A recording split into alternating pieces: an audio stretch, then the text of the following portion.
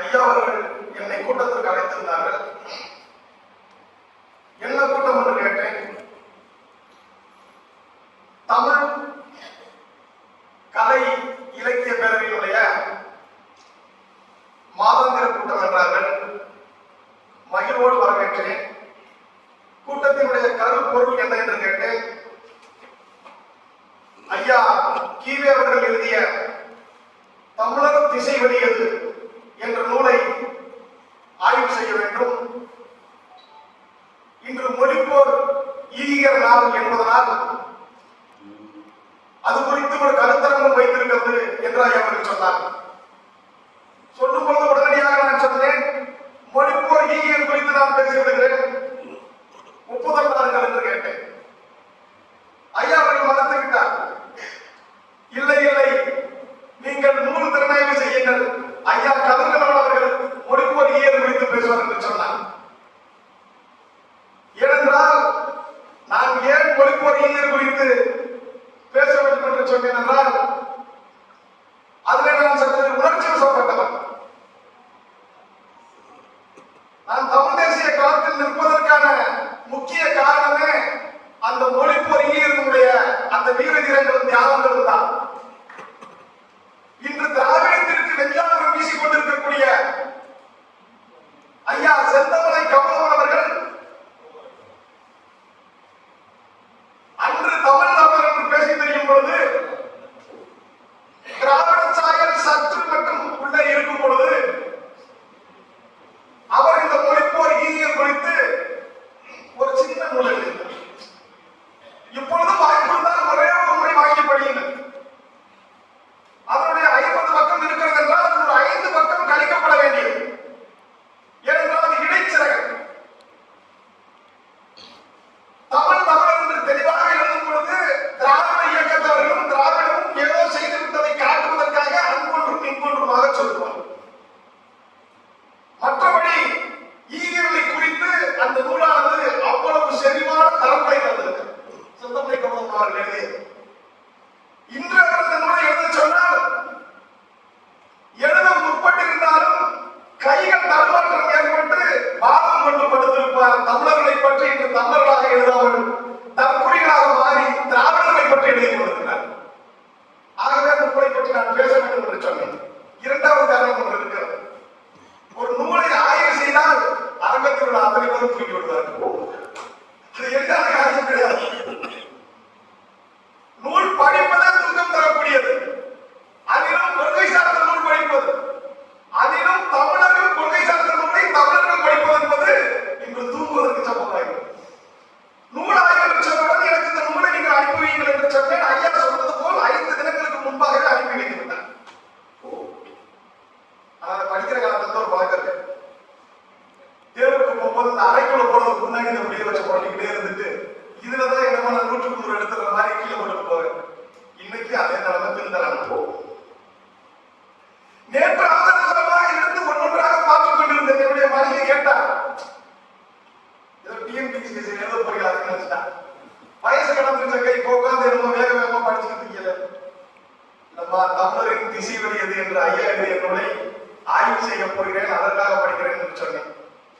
என்னுடைய மகள் கேட்டார், அப்பவே படிச்சிருந்தா உறுப்பினர்கள் இப்போ உட்கார்ந்து இப்படி மாந்து மாந்து படிக்கிறீர்கள். உண்மையிலேயே சொல்கிறேன், இந்த நூலை படிப்பதற்கு வாய்ப்பு வழங்கியதற்காக இந்த மன்றத்திற்கும் ஐயாவுக்கு வாசிப்பை ஒதுக்கி வைத்துவிட்டு கலைகளில் நின்று கொண்டிருந்த எனக்கு மீண்டும் நல்ல ஒரு புத்தகம் வாசிப்பதற்கான வாய்ப்பு ஏற்படுத்தியிருக்கிறது. இதை விளக்கிச் சொல்ல வேண்டிய கட்டாயம் இருப்பதால் ஒரு ஆசிரியர் எப்படி அந்த நூலை ஆய்வு செய்து படிப்பானோ அப்படி ஒரு வாய்ப்பை எனக்கு இந்த மன்றம் வழங்கியிருக்கிறது. இதில் புரிந்து கொண்டு பேச வேண்டும், முக்கிய செய்திகளை பேச வேண்டும்,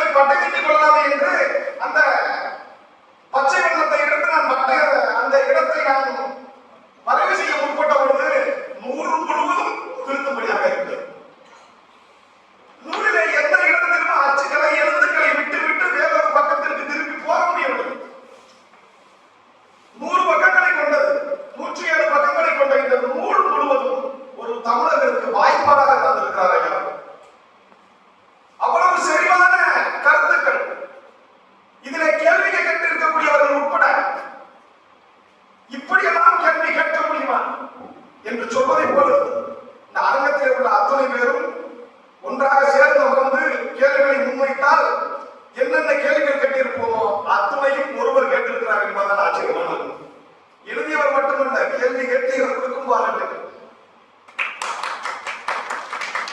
தமிழகத்திலே உள்ள தமிழர்களிடத்திலே உள்ள தமிழ் நிலத்திலே உள்ள சிக்கல்கள் குறித்து அத்துணையும் கேள்விகளாக கொடுக்கப்பட்டு அதற்கு ஐயா அவர்கள் ஒரு கருத்துரை வழங்கி இருக்கிறார். இதை நாம் இறுதி சொல்ல வேண்டும் என்று நான் உங்களிடத்திலே சொல்லவில்லை. இதுதான் சரி என்று நான் உங்களிடத்திலே வாதாட வரவில்லை.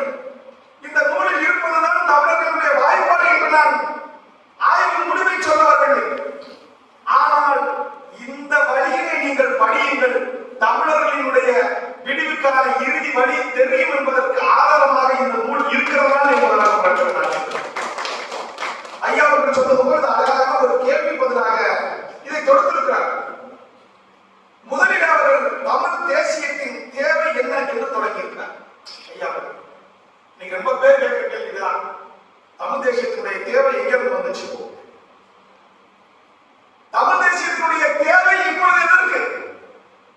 ஆரியர்கள் இந்தியாவை ஆக்கிரமித்த பொழுது, இந்திய ஒன்றியம் ஆட்சியிலே அமரும் பொழுது அவர்கள் ஆரியத்தினுடைய தேவை என்ன என்று யாரிடத்திலும் கேட்கவில்லை. அதை அனுமதித்துக் கொண்டார்கள். ஆரியத்திற்கு மாற்றாக திராவிடர்கள் நாங்கள் திராவிட தேசியத்தை பேசுகிறோம், திராவிட நாடு வளைக்கிறோம் என்று சொல்லும் பொழுது திராவிடத்தின் தேவை இங்கு எப்பொழுது வந்தது, எதற்கு வந்தது என்று யாரும் கேட்கவில்லை.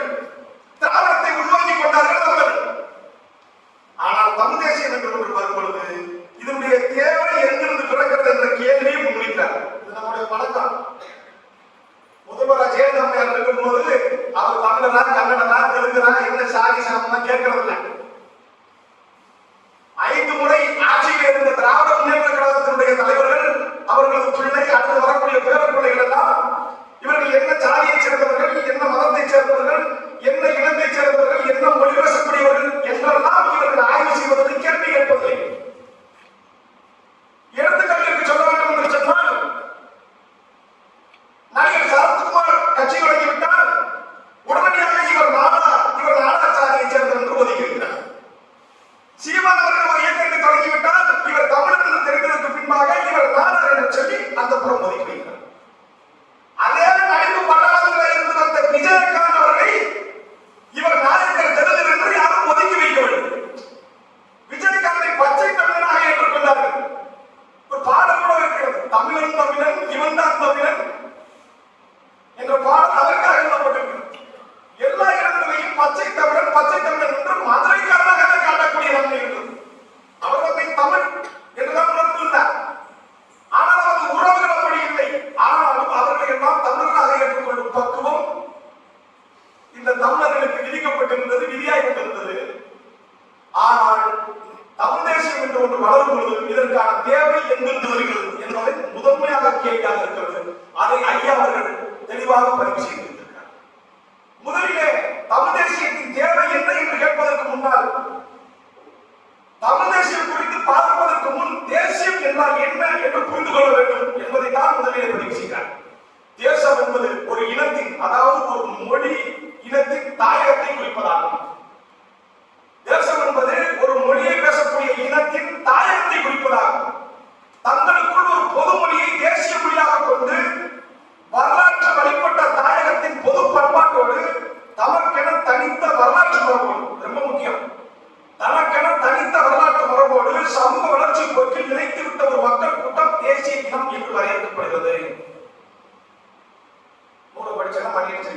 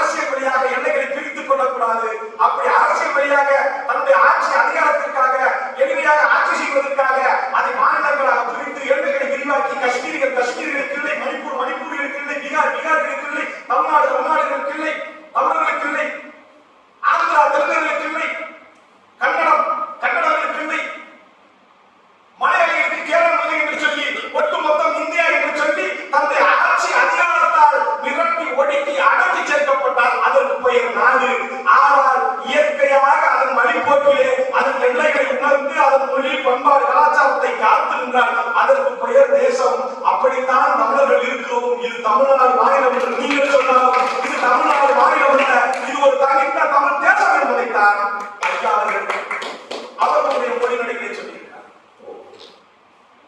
நான் சொல்வதில் சற்று முரண்பாடு இருக்கலாம். ஐயாவுடைய எழுத்துக்கும் என்னுடைய பேச்சுக்கும் நான் எளிமைப்படுத்துவதற்காக சொல்கிறேன். இந்த நூலை ஆய்வு செய்யும் பொழுது உங்களுக்கு அது விதமான போக்கிலே போக வேண்டும் என்று சொன்னால் இந்த வழியிலே சொல்ல வேண்டும் என்பதற்காக இதை நான் சொல்கிறேன். ஐயா அவர்கள் முதலில் இதைத்தான் சொல்கிறார். மொழி, இனம், தாயகம் ஆகியவற்றின் ஒருங்கிணைப்பான தேசம் என்பது இயற்கையானது. ஆனால் நாடு என்பது இயற்கையானது அல்ல, அது செயற்கையானது.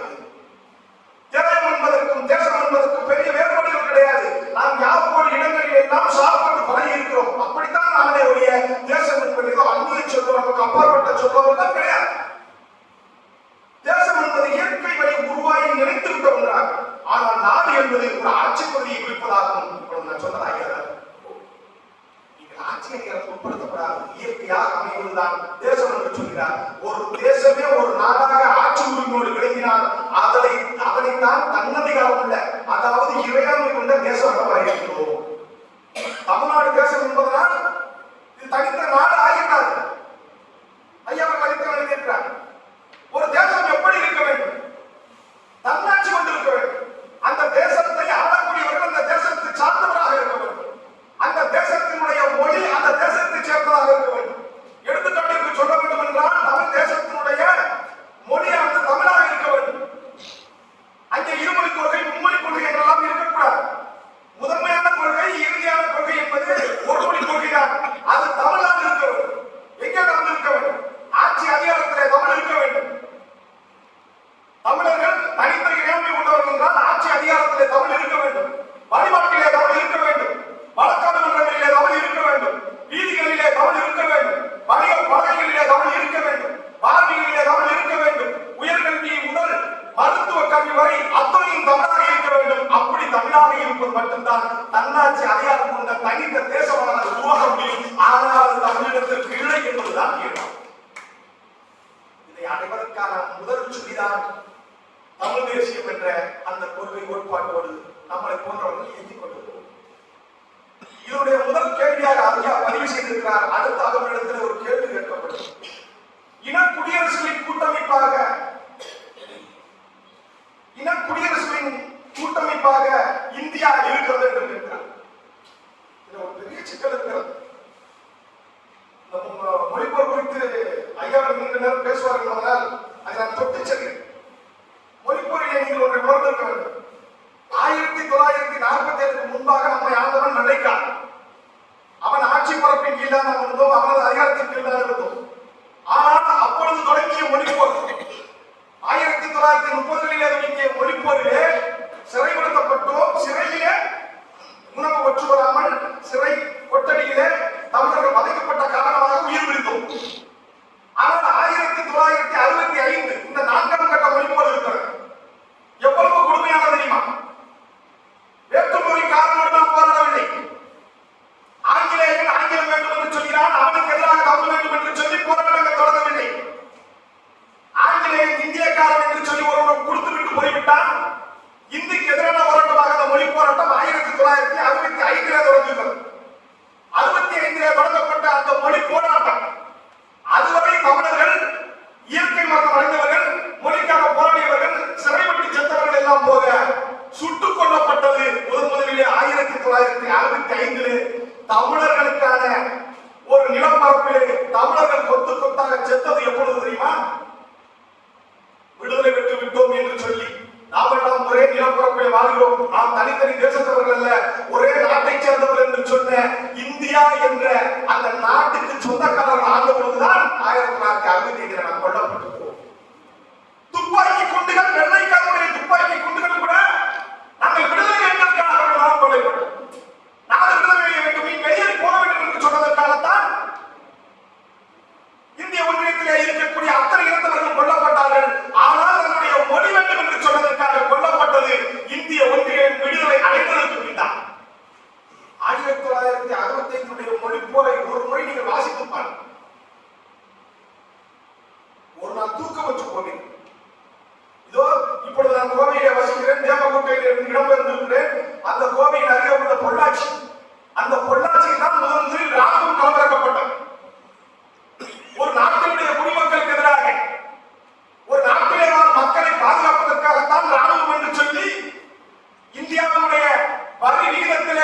தேவையானவற்றை 75 விழுக்காட்டிற்கும் மேலாக அந்த ராணுவத்திற்கு கொடுக்கிறார்கள்.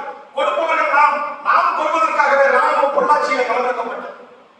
அங்கே தபால் நிலையத்தில் எழுதப்பட்டிருந்த இந்தி எழுத்துக்களை அழிக்க வேண்டும் என்று ஒரு இளம் வயதுக்காரர் மேலே ஏறி அந்த எழுத்துக்களை அழிக்கிறார். அழிக்கும் பொழுது கீழே இறக்கி விடுகிறேன் என்றால் சுட்டு விடுங்கள் என்று சொல்கிறார்.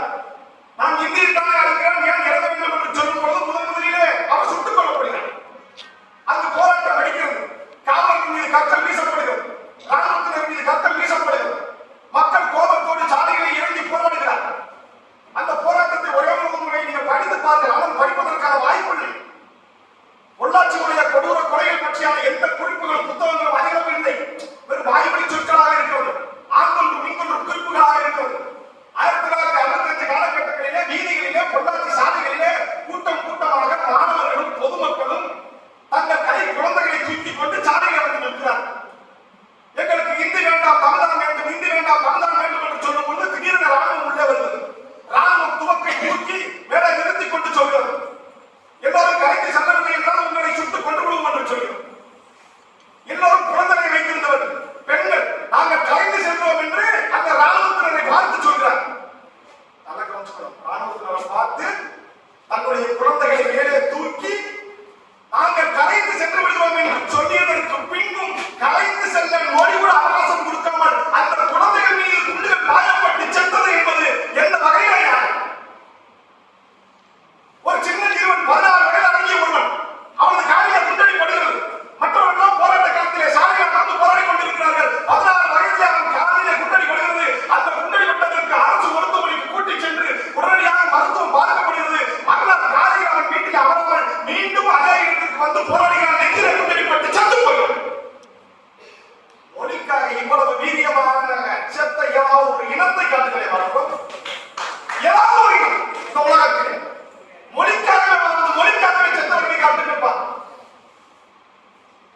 தமிழர்களுடைய இலக்கணங்கள் இதிகாசங்கள் எல்லாம் பாருங்கள். மொழிக்காக பாண்டியனுக்கு மாவனுக்கும் போட்டி இருந்திருக்கும். நக்கீரனுடைய மொழி அமைதிக்காக போட்டிகள் இருந்திருக்கும். கம்பரசத்தை கொச்சை என்று நீங்கள் சொன்னீர்கள். கம்பன் பாடிய கம்பரசமும் வால்மீகி பாடிய ராமாயணமும் ஒன்றல்ல. கம்பன் பாடியது வர்க்க வேதங்களை கலைந்தது. கம்பன் பாடியது வர்க்க வேதங்களை கலைந்தது. கம்பன் பாடியது சாதிகளை ஒழித்தது. கம்பன் பாடியது ஏற்றத்தாழ்வை ஒழித்தது. ஆனால் வால்மீகி ராமாயணம் என்பது அப்படி அல்ல. ஆனால் ஐயாவுக்கு சொல்லும் ஒரு பெரியார் அத்தனையும் தூக்கி தூர இவர் அவர்கள் அத்தனையும் தூக்கி தூர எடுத்துவிட்டார். இதே மொழிக்கான மாநாடு போடும் பொழுது உலகத்தமிழ் மாநாடு வேறு அண்ணாமலை தலைமையிலும் ஐயா கலைஞர் அவர்களும் போடும் பொழுது ஒரு அறிக்கை விட்டிருக்கிறார். பொழுது என்ன அறிக்கை தெரியுமா? மாநாட்டிற்கு வாழ்த்து அறிக்கை என்று நீங்கள் நினைக்காதீர்கள். அதே திராவிட முன்னேற்ற கழகத்தை சேர்ந்தவர்கள், பெரியாரியை பற்றி பேசுபவர்கள், பெரியாரை தலைவராக ஏற்றவர்கள் அதற்கு ஒரு மாநாடு போடுகிறார்கள். அதற்கு ஐயா ஈவர் அவர்கள் சொல்கிறார், மொத்தம் எத்தனை காரிகள் ஒன்றாக கூடுகிறார்கள், எத்தனை முட்டாள்கள் கூட போகிறார்கள் என்பது அந்த மாநாட்டிலே தெரிந்துவிடும் என்று சொன்னார். மொத்தம் எத்தனை முட்டாள்கள் கூட போகிறார்கள் என்பது இந்த மாநாட்டிலே தெரிந்துவிடும் என்று சொன்னார். ஆனால் இப்பொழுதும் பார்த்துக் கொண்டிருக்கிறேன். வருடம் திராவிட முன்னேற்ற கழகத்தினுடைய மாநாட்டிலே எத்தனை முட்டாள்கள் கூட்டம் கூட்டமாக சென்று பொட்டலங்களுக்கு அடித்துக் கொண்டு வாழைகளில் உள்ள வாழைகளை பறித்துக் கொண்டு நாற்காலிகளை தலையில வைத்துக் கொண்டு வருகிறார்கள் தெரியுமா? அன்று ஈவர சொல்கிறார் தமிழர்களை பார்த்து.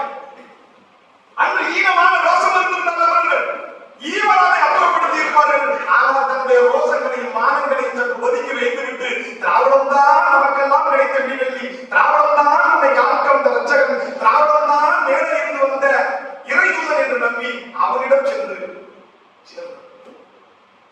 சொன்னார்கள். இன்று ஒருவர் இறந்ததற்காக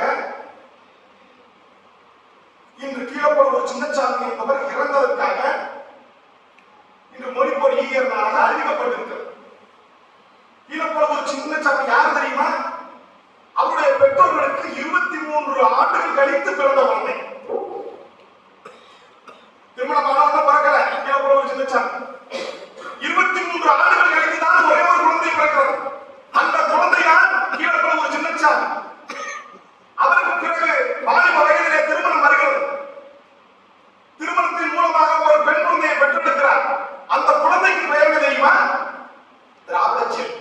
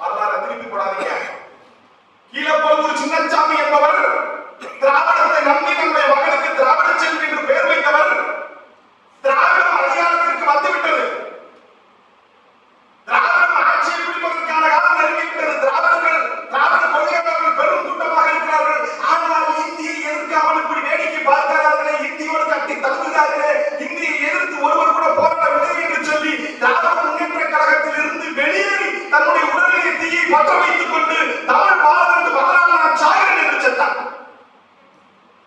போறாரு ஞாபகம் போறாரு, பக்தவச்சலத்தை பார்க்கிறாரு. முதல்வர் தியாகங்களை தொடர்ந்து நிலைத்த பக்தவச்சலம் வர்றாரு. ஓடி சென்று காலிலே விடுகிறார். ஐயா, எங்கள் தமிழை காப்பாற்றுங்கள், எங்களுக்கு இந்தி வேண்டாம், எங்களுக்கு தமிழை காப்பாற்றுங்கள் என்று சொல்லும்போது பக்தவச்சலம் எட்டு வருகிறார், வேதனை அடைகிறார். உடனடியாக திருச்சி வருகிறார். தன்னுடைய வேதனை தாங்கிக் கொள்ள முடியவில்லை. தமிழுக்காக தான் செத்தாலாவது தமிழை வாழ வைக்க முடியுமா என்று பார்க்கிறார். புகைப்பட நிலையத்துக்கு போகிறார். ஒரு புகைப்படத்தை எடுத்துக்கொண்டு அதற்கான பட்டுச்சீட்டை வாங்கி வகையில வைத்துக் கொள்கிறார். பட்டுச்சீட்டை வாங்கி வைத்துக் கொண்டு திருச்சி அஞ்சல் நிலையத்திற்கு சென்று இதை பெற்றுக் கொள்வதற்காக தன்னுடைய நண்பனுக்கு அனுப்புகிறார். அனுப்பிவிட்டு இரவு வந்து படுத்தவர் காலையிலே தீ கிரையாகி செத்து மடிகிறார். அவருடைய உறவுகள் ஓடி சென்று பார்க்கிறார்கள். கடைக்கட்டையாக கிடந்த ஈழப்படவு சின்னசாமியை தூக்கிக் கொண்டு அழுகிறார்கள். துண்டறிக்கை அங்கு இங்கும் சிதறி கிடந்தது. துண்டறிக்கையிலே என்ன இருந்தது என்று கேட்டால், தமிழ் வாழ வேண்டும், அதனால் நான் சாகிறேன், தமிழ் வாழ வேண்டும், அதனால் நான் சாகிறேன், தமிழ் வாழ வேண்டும், அதனால் நான் சாகிறேன் என்று கீழப்படவு சின்னசாமி செத்தார். எத்தனை திராவிட நாய் சிந்திச்சு சொல்லுங்க. அதற்கு பின்பாக எத்தனை திராவிட முன்னேற்ற கழக உறுப்பினர்கள் இருந்தார். மும்மொழி கொள்கை வேண்டாம் என்று சொன்னவர்களுக்கு இருமொழி கொள்கையை கொண்டு வந்து தந்தார்கள். இதுதான் திராவிடம் என்பதை ஐயா அங்கொன்றும் இங்கொன்றுமாக எந்த இடத்தில் விடாமல் தெளிவாக பயிற்சி செய்திருக்கிறார். இது பழமைவாதமா? தமிழ் தேசியம் என்பது பழமைவாதமா? அடுத்த கேள்வி. தமிழ் தேசியம் என்பது பழமைவாதமா என்று கேட்டால் இல்லை இல்லை, ஐயா தெளிவாக சொல்கிறார். மிகவும் பிடித்தபடியாக சொல்கிறார். தமிழ் தேசியம் என்பது பழமைவாதம் கிடையாது. தமிழர்கள் பேசுவது பழமைவாதம் கிடையாது, அது மரபுவாதம். என்னடா பழமைவாதத்திற்கும் மரபுவாதத்திற்கும் வேறுபாடு என்று நீங்கள் கேட்கலாம். பழமைவாதம் என்பது தேங்கி கிடப்பது. ஒரு நீர் ஒரு இடத்துல தேங்கி கிடந்தால் சாக்கடையாக மாறிவிடும். பழமைவாதம் என்பது சாக்கடை போன்றது, ஒரே இடத்திலே தேங்கி கிடப்பது. ஆனால் மரபுவாதம் என்பது தேங்கி கிடப்பதல்ல, அது பழமையானதாக இருந்தாலும் நெல் மணிகளை போன்றது, அது விதைகளை போன்றது. அது அந்த மரபுவாதத்திலே இருந்து முளைத்து செடிகளாக மரங்களாக மாறி காத்து குலுங்கி தமிழர்களுக்கு பலன் தரக்கூடியது. ஆகவே தமிழர்கள் பேசக்கூடிய தமிழ் தேசியமானது அது மரபு வழி வந்தது, மரபுவாதம் என்பதை ஐயா பதிவு செய்யும். தமிழர்கள் பழம்பெருமை பேசுகிறார்கள் என்றால் இல்லை, இல்லை, தமிழர்கள் பழம்பெருமை பேசவில்லை. 1965 மொழிப்பொருளே உயிர் தியாகம் செய்தவர்களை நீங்கள் பேசாமல் விட்டுவிட்டால் உங்களுக்கு மொழி உணர்ச்சி எப்படி வரும்? இதோ முதல்வராக இருக்கிறார்கள், துணை முதல்வராக இருக்கிறார்கள். அவர்கள் பேசும் தமிழை கட்டால் உங்களுக்கு தமிழ் உணர்ச்சி வந்துவிடுமா? இந்த திராவிடர்கள் பேசுவதை கட்டால் உங்களுக்கு தமிழ் உணர்ச்சி வந்துவிடுமா? தமிழுக்காக செத்தவருடைய வரலாறை நீங்கள் பழமைவாதமாக பார்க்காமல் மரபுவாதமாக பார்ப்பதன் விளைவினால் இன்று இந்த இடத்திலே நான் பேசுகிறேன். நீங்களும் கைகளை தட்டுகிறீர்கள், மொழி உணர்ச்சி நாம் பெறுகிறோம் என்பதை பாருங்கள். சொல்றாரு, இது மரபுவாதம் கிடையாது, இது மரபுவாதம், இது பழமைவாதம் கிடையாது. 2 நாளா முதல்வர் பேசிட்டார். தமிழ், தமிழர், தமிழ் நிலம். ரஜினிகாந்த் ஒரு படத்துல பாடுறாங்க, ஒரு வழி ஒரு சொட்டு வியர்வைக்கு ஒரு புவன் தங்க காசு கொடுத்தது தமிழ் அல்லவா? அதேதான் இன்னைக்கு தான் உணர்வு கொஞ்சம் வந்திருக்கீங்க. காரணம் என்னன்னா, இன்னமும் பெரியார தூக்கிட்டு வந்தா அடிச்சு மிரட்டி வாங்கி தெரிஞ்சு. என்னிடத்துல ஒருவர் பேட்டி எடுத்திருந்தார். அவரிடத்துல கேட்டார், ஐயா பெரியாரின் கருத்துக்களை விளைப்பதற்கு என்ன செய்ய வேண்டும் என்று. தயவு கூர்ந்து பெரியாரிய புத்தகங்களை படிங்கள் என்று சொன்னேன். அது எப்படி பெரியாரிய கருத்துக்களை படித்தால் பெரியார் உடைந்து விடுவார்? ஆமாடா, பெரியாரிய கருத்துக்களை படித்தால் பெரியார் உடைந்து விடுவார். ஏனென்றால் பெரியார் தான் பெரியாரத்தை உடைப்பதற்கான சரியான கருவி. தயவு கூர்ந்து அவரை படியுங்கள். ஐயா, எங்க ஊர் காரக்குடி, பக்கத்துல காரக்குடி. காரக்குடியில 2 கவிஞர், ஒண்ணு கண்ணதாசன்,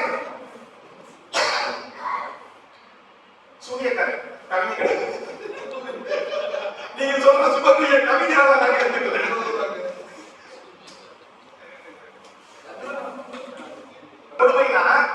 கண்ணதாசனுக்கு அரசவை கவிஞராக முடிசூட்டப்பட்டிருந்தது. ஐயா முடியரசனாருக்கும் அரசவை கவிஞராக முடிசூட்டப்பட்டிருந்தது. ஐயா கண்ணதாசனுடைய புத்தகங்கள், நூல்கள், கவிதை புத்தகங்கள், பாடல் புத்தகங்கள் எல்லாம் அரசுடைமையாக்கப்பட்டிருந்தது. ஐயா முடியரசனாருடைய புத்தகங்கள் எல்லாம் அரசுடைமையாக்கப்பட்டிருந்தது.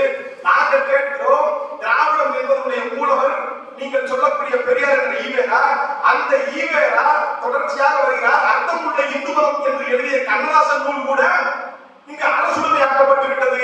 ஆனால் பெரியாரிய கோட்பாடுகள், நூல்கள் எல்லாம் ஏன் அரசுடைமையாக்கப்படவில்லை என்ற கேள்வியை தான் நாங்கள் கேட்கிறோம். ஐயா பெரியார் காரணம் தெரியுமா?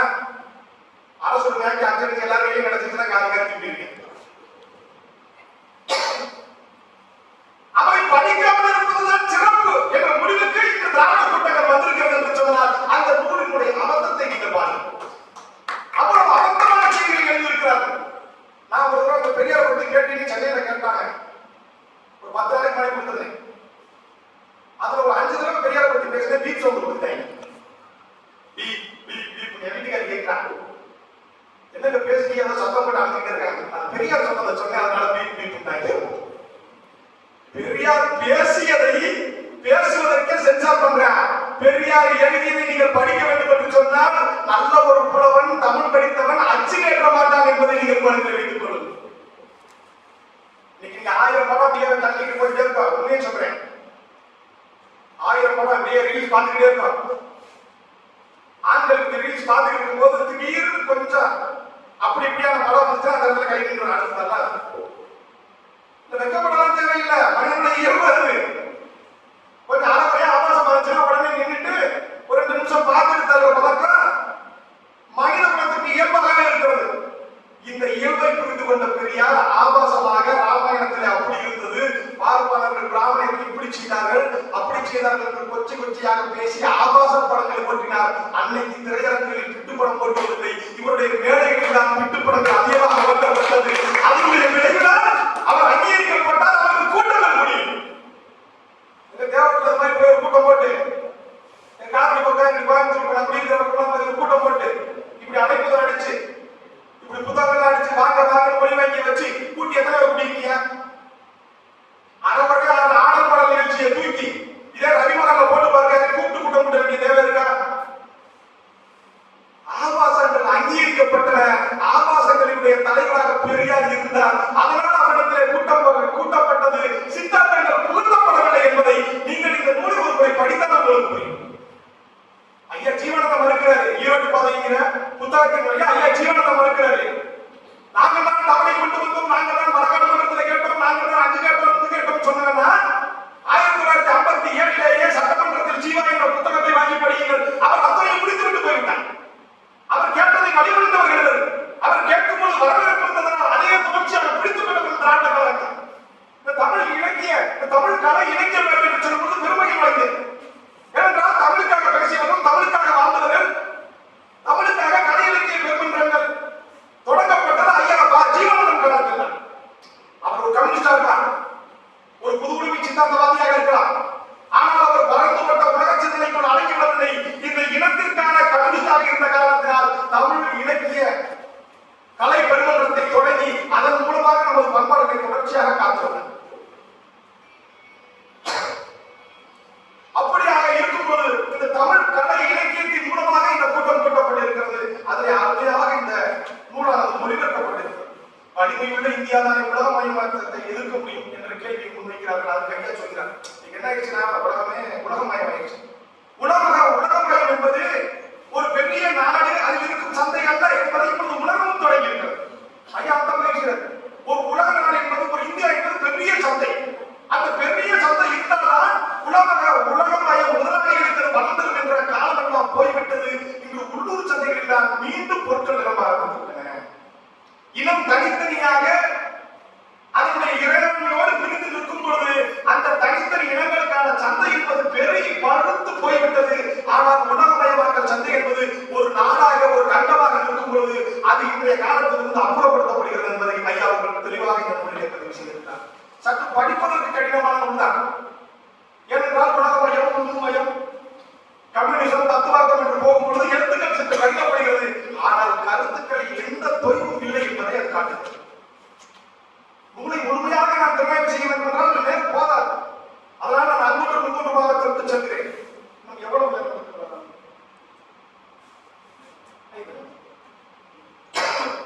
அந்த நேரத்தின் வாயிலாக நான் சொல்கிறேன். நேரம் குறைவு என்பதால் சொல்கிறேன். 5 மணி நேரத்தில் 5 மணி துணியில் முடிக்க வேண்டிய தேவை இருக்கிறது. அப்போதுதான் இந்தியம் திராவிடம் இரண்டுக்குமான இணக்கமான தமிழ் தேசியம் தேவைதானா என்ற இடத்தில் இருக்கிறார்கள். ஏன் இந்தியத்தோடு ஒட்டி நீங்கள் தமிழ் தேசியம் பேசக்கூடாது? ஏன் திராவிடத்தோடு ஒட்டி நீங்கள் தமிழ் தேசியம் பேசக்கூடாது? அதிலிருந்து விடுதலை நீங்கள் தேடக்கூடாது, தெளிவுபடுத்தக்கூடாது என்று கேட்கிறார்கள். அதிலே நீங்கள் ஒன்றை புரிந்து கொள்ள வேண்டும். தமிழ் தேசியம் என்பது அதற்கான தனி தத்துவங்களை உள்ளடக்கியது. அது அறம் சார்ந்த ஆன்மீகத்தை முன்னெடுப்பது. அது பிற இனங்களிலே இருந்து, பிற தத்துவங்களில் இருந்து தரவர்க்கம் செய்ய வேண்டிய தேவை. இங்கே ஆன்மீகத்தினுடைய மூலவராக வந்தவர் இருக்கிறார், வள்ளலார் இருக்கிறார். ஆன்மீகத்திலே உள்ள வரலாற்று ஏற்றத்தாழ்வுகள் இங்கு இல்லை. வள்ளலார் சொல்லக்கூடிய ஆன்மீகம் என்பது சாதியும் மதமும் பொய்யின ஆதியில் உணர்த்திய அற்பன் ஜோதியை என்ற அந்த ஒற்றை வழியிலே வரலாற்று கோட்பாடு முற்று முழுவதுமாக உடைகிறது. இது தமிழர்களுடைய கோட்பாடு அறம் சார்ந்தது.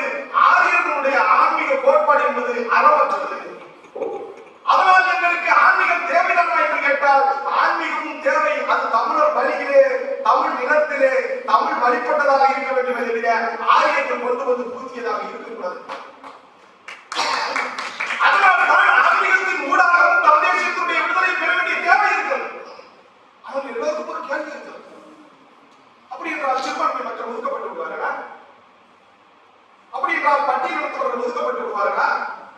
இன்று ஐயா திருமாவளவன் சொல்வது போல இன்று தாழ்த்தப்பட்டவர்களுக்கான தலைவர் என்று எங்களுக்கு அடையாளப்படுத்தப்பட்டவர்கள் சொல்வது போல பட்டியலினமானது இந்தியாவோடு இருந்தால்தான் தங்களுக்கான விடிவை பெற முடியும் என்று அம்பேத்கர் சொன்னது. இந்தியா என்ற ஒரு பெரிய நாடு இருந்தால்தான் இந்த பட்டியலினத்தவர்கள் ஒடுக்கப்பட்ட மக்களுக்கான ஒரு பெரிய சிறுபான்மை இருக்கும். ஆனால் தனித்தனி தேசங்களாக பிரிந்து நின்றால் ஒடுக்கப்பட்ட மக்கள் ஒடுக்கப்பட்ட மக்களாகவே இருப்பார்கள் என்ற ஒரு தவறான புரிதலின் காரணமாகத்தான் இந்த ஒடுக்கப்பட்ட மக்களும் சிறுபான்மை மக்களும் பயந்து ஒடுக்கி ஒதுங்கி இருக்கிறார்கள். இனவிடுதலை எந்த இடத்திலும் இனவிடுதலை என்பது அவர்கள் வழிபாட்டை மறுப்பது கிடையாது. தமிழ் மொழி பேசக்கூடியவர்கள் தமிழ் இனத்தவர்களை ஒருங்கிணைப்பதற்கான ஒரு கோட்பாடுகளை தவிர உங்களுடைய மதத்தை மறுப்பதோ உங்களுடைய தொழிலை மறுப்பதோ எங்களுடைய வேலை அல்ல. உங்கள் தொழில் உங்களுக்குத்தான், உங்கள் வழிபாடு உங்களுக்குத்தான். ஆனால் தமிழ் தேசத்துடைய இறையாண்மை என்பது இந்த மொழி பேச மக்கள் ஒருங்கிணைந்து நிற்பதற்கான தேவைகளை வலியுறுத்துவது என்பதை ஐயா அவர்கள் தெளிவுபடுத்த வலியுறுத்துகிறார். இதன் மூலமாக நீங்கள் புரிந்து கொள்ள வேண்டும், இந்தியா என்ற ஒரு வல்லரசு, இந்தியா என்ற ஒரு ஆரிய கோட்பாட்டை உடையது. அதிகமாக யார் மீது அழுத்தப்பட்டிருக்கிறது? சிறுபான்மை மக்கள் மீதும் பட்டியலின மக்கள் மீதும் தான் அழுத்தப்பட்டிருக்கிறது. அப்படி பட்டியலின மக்கள் அதிகமாக அழுத்தப்பட்டிருந்தால் தனித்த தமிழ் தேசம் தனித்த இறையாண்மை உருவானால் இந்த முதலில் விடுதலை பெறுவது பட்டியலின மக்கள் தானே. இந்த ஆரிய வரலாற்று என்ற கோட்பாடுகளில் இருந்து முதலில் விடுதலை பெறப் போவது யார்? இந்த தாழ்த்தப்பட்ட இந்த பிற்படுத்தப்பட்ட மக்கள் தானே. இந்த பட்டியலின மக்கள் விடுதலை பெறுவதற்கான ஒரே வழி என்று கேட்டால் அது தனித்த இறையாண்மை உள்ள தமிழ் தேசம் படைப்பதுதான் என்பதை உணர வேண்டும் என்பதற்கான செறிவான தரவுகளை ஐயா அவர்கள் பயிற்சி. இந்த நூலை முழுமையாக ஒரு முறை படியுங்கள். இந்த நூலிலே உள்ள ஒரு 10 பக்கம் கூட நான் பேசவில்லை, நேரத்தில் அதை எழுதி முடிக்கிறேன். 10 பக்கம் கூட பேசவில்லை. ஆனால் இந்த நூலை முழுமையாக படியுங்கள். தமிழ் தேசியத்துக்கு எதிரானவர்கள் கேட்கக்கூடிய கேள்விகளுக்கு பதில் சொல்லும் பல்லவையை இந்த நூல் தருகிறது. வாதங்களுக்கும் இரண்டாம் வாதங்களுக்கும் இந்த நூல் பதிலளிக்கிறது. கொக்கு சிக்கலை ஏற்படுத்தக்கூடிய குதர்க்கமான கேள்விகளுக்கு செறிவான தெளிவான பதிலை இந்த நூல் தருகிறது. இந்த நூலை முழுமையாக நீங்கள் படித்தால் தமிழ் தேசத்தினுடைய இறையாண்மையை தமிழர்களுடைய திசை வழி எது என்பதை நீங்கள் புரிந்து கொள்ள முடியும். இப்படி ஒரு அருமையான நூலை கண்டிப்பாக நீங்கள் படிக்க வேண்டும். அதுவும் இன்று மொழிப்போர் ஈகிற தினத்திலே இந்த நூல் அறிமுகப்படுத்தப்பட்டிருப்பது மிக்க மகிழ்ச்சியை தருகிறது. இறுதியாக இந்த மொழிப்போரினுடைய வடிவத்தை ஒரே ஒரு முறை சொல்லி முடித்து விடுகிறேன். மொழிப்போரிலே உலகத்திலேயே நஞ்சுண்டு தீக்கிரையாகி குண்டடிப்பட்டு செத்தவர்கள் தமிழ் மொழியை சாராதவர்கள், தமிழ் மொழி அல்லாதவர்களை யாருமே நீங்கள் பார்க்க முடியாது. தமிழர்கள் மட்டும்தான் மொழிக்காக உயிரை துறந்தவர்கள், மொழிக்காக உயிரை துறக்க தயாராக இருப்பவர்கள். இதில் மாணவர்கள் என்று வரைமுறைப்படுத்த முடியாது, ஆசிரியர்கள் என்று வரைமுறைப்படுத்த முடியாது, பொதுமக்கள் என்று தனித்து விட்டுவிட முடியாது. ஒட்டுமொத்த தமிழ் சமூகமும் இதன் வழி நின்றது.